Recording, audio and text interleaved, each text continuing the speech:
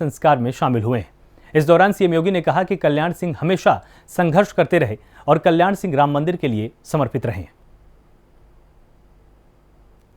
के दौरान एक छोटे से गांव में एक सामान्य किसान परिवार में जन्म लेकर के अपने लिए नहीं बल्कि देश के लिए और समाज के लिए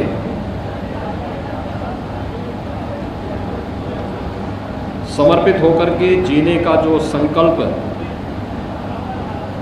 सरदेव बाबूजी ने लिया था, उसे जीवन पर्यंत उन्होंने निभाया।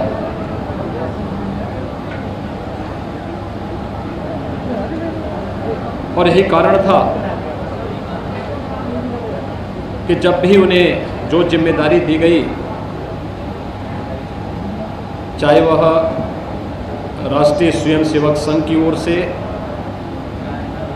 भारतीय जनसंघ की ओर से, भारतीय जनता पार्टी की ओर से, उन्होंने संगठन और सरकार दोनों दायित्वों का पूरी प्रतिबद्धता के साथ, पूरी ईमानदारी के साथ और पूरे समर्पण और पूरी दृढ़ता के साथ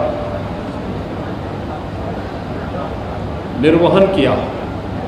हजारों और सैकड़ों वर्षों के उन सपनों को साकार करने के लिए जिस भी प्रकार के निष्ठा और जिस भी प्रकार के त्याग और बलिदान की आवश्यकता पड़ी, सरदेव बाबूजी कभी उससे पीछे नहीं हटे। चाहे वो 1992 में श्री राम जन्मभूमि पर भव्य मंदिर निर्माण के लिए विवादित ढांचे को हटाने के फलस्वरूप बिना किसी हिचक के अपने पद को छोड़ने का हो, या विवादित ढांचे के हटने के बाद पूरी नैतिक जिम्मेदारी अपने ऊपर लेते हुए किसी भी शासकीय कर्मी के खिलाफ कोई भी कार्रवाई न हो, बल्कि इस पूरी जिम्मेदारी को अपने ऊपर लेने का रहा हो, या उत्तर प्रदेश के अंदर भयमुक्त, भ्रष्टाचार मुक्त एक ऐसी शासन व्यवस्था को स्थापित करने का जो गरीबों के लिए, वंचितों के लिए, दलितों के लिए, पिछड़ों के लिए, समाज के उस तबके के हितों के लिए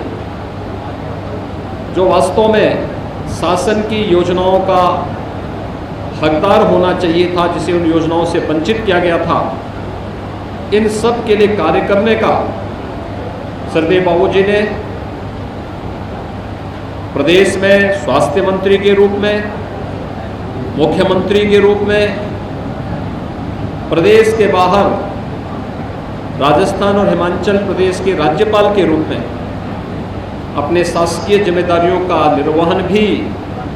उसी प्रतिबद्धता के साथ किया जैसे कोई अपने स्वयं के कार्य को जिस ईमानदारी और निष्ठा के साथ करता है। यह उनके साथ जुड़ा रहा और यही कारण रहा कि प्रभु श्री राम ने उनकी उस तमन्ना को भी पूरा किया, जिसके लिए उन्होंने 1992 में मुख्यमंत्री पद से इस्तीफा देकर के विवादित ढांचे को हटाने की पूरी नैतिक जिम्मेदारी अपने ऊपर ली थी।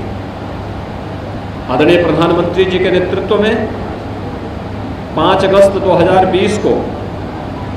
अयोध्या में भगवान श्री राम के भव्य मंदिर के निर्माण का कार्य प्रारंभ हो चुका है। यह भव्य मंदिर देश और दुनिया के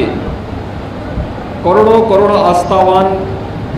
जनमानस की आस्था के प्रतीक के रूप में उभरेगा, इसमें कोई संदेह नहीं होना चाहिए।